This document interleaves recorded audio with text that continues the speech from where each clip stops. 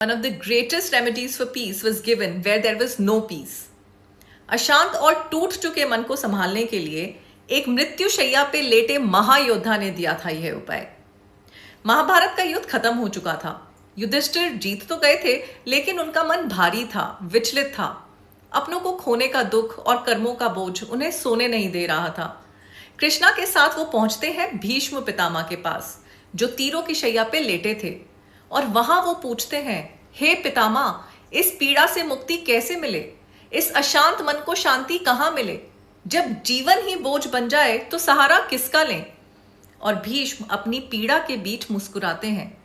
वो कोई उपदेश नहीं देते, वो एक मार्ग देते हैं और शुरू करते हैं विष्णु सहस्त्र नाम। वो कहते हैं, इन नामों का जप या श्रद्धा से सुनना भर इंसान को दुख से लड़ने की शक्ति देता है और कर्मों के बंधन धीरे धीरे खोल देता है। यह सिर्फ नाम नहीं है, ये वाइब्रेशंस हैं, ऊर्जा है। जिसे हम ओम कहते हैं, ये उसी का विस्तार है। एक ही सत्य 1000 रूपों में। कहते हैं ये मन को शांत करता है, डर को कम करता है और जीवन में स्टेबिलिटी लाता है। ज्योतिष में भी माना जाता है, अगर कुंडली में मर्क्यूरी कमजोर हो, पीड़ित हो या कंबस्ट हो, तो विष्णु सहस्त्र नाम का नियमित पाठ बुध के दोषों को शांत करने में सहायक माना जाता है और जीवन में क्लैरिटी, बुद्धि और बैलेंस लाता है। किसी के लिए ये धन का मार्ग बनता है, किसी के लिए प्रोटेक्शन का और किसी के लिए इनर पीस का।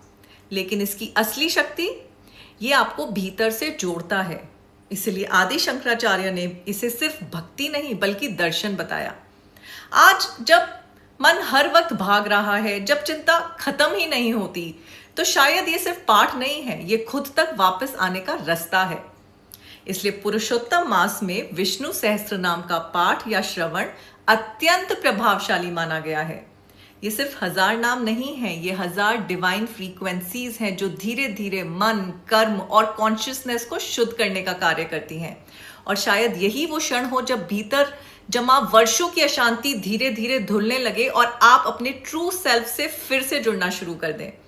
ऐसे ही और गहरे और स्पिरिचुअल ट्रुथ्स के लिए फॉलो द चैनल।